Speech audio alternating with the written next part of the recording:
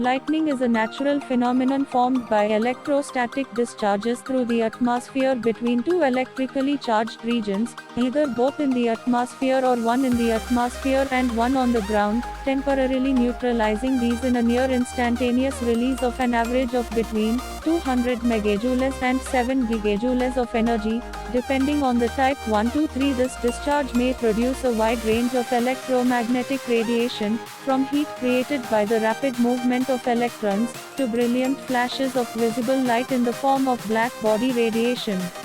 Lightning causes thunder, a sound from the shock wave which develops as gases in the vicinity of the discharge experience a sudden increase in pressure. Lightning occurs commonly during thunderstorms as well as other types of energetic weather systems, but volcanic lightning can also occur during volcanic eruptions. Lightning is an atmospheric electrical phenomenon and contributes to the global atmospheric electrical circuit.